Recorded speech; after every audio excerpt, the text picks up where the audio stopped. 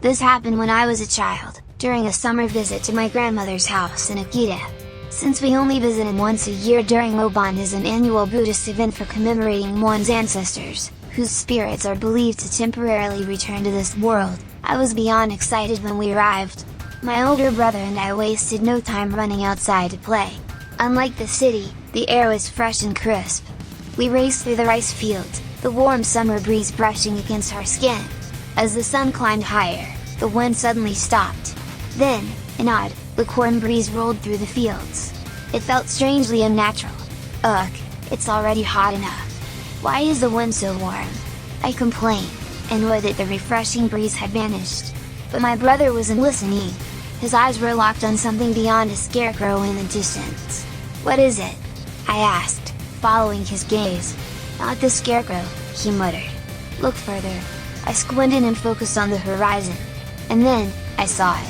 Far beyond the rice fields, a white, human-sized figure was moving strangely.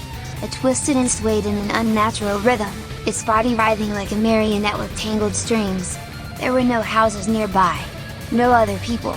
Just that lone, shifting figure in the middle of the fields. A strange unease crept over me, but I quickly dismissed it with logic. It's probably some kind of new scarecrow. Maybe a farmer made one that moves to scare off birds. The wind must be making it move like that. For a moment, my brother seemed convinced. But then, he stiffened. The wind had completely stopped. Yet, the figure kept moving. Hey! It's still moving, he whispered, his voice unsteady. Without another word, he ran back to the house and returned with a pair of binoculars. His excitement barely masked his nerves.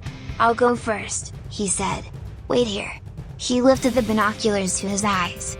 Seconds later, his face drained of color. His hands trembled. Sweat dripped down his temple. Then, with a gasp, he dropped the binoculars onto the ground. What is it? What did you see?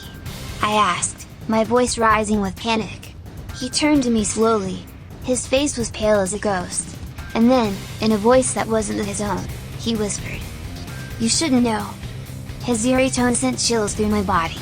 Without another word, he turned and walked back toward the house, his movements sluggish and unnatural. A deep, gnawing fear took hold of me. What had he seen? I hesitated. But my curiosity wouldn't let go. I reached down and picked up the fallen binoculars. If my brother was that terrified, I had to see it for myself. I took a deep breath and raised the binoculars to my eyes. Before I could look through them, my grandfather came running. Don't look!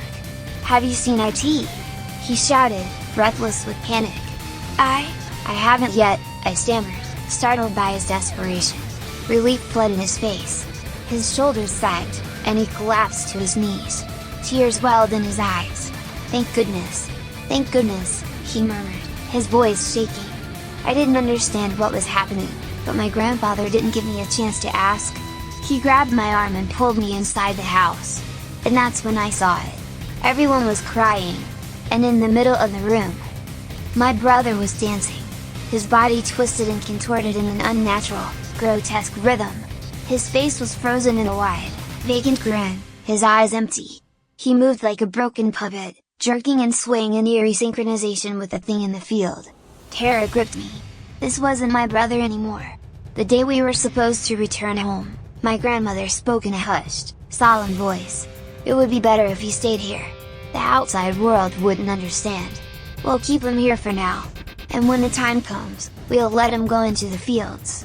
That's for the best. Tears blurred my vision. I screamed, I begged, I sobbed. Nothing changed their decision. My brother wasn't coming home. As we drove away, my grandparents stood by the house, waving.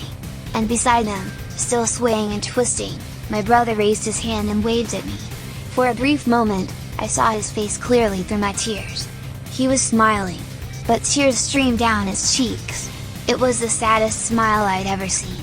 As our car turned the corner, taking him out of sight, I clenched my fists and whispered, "One day, he'll come back." I wiped my tears and gazed out at the endless green fields. And then, I saw it. The thing I should never have looked at. Kune-Kune.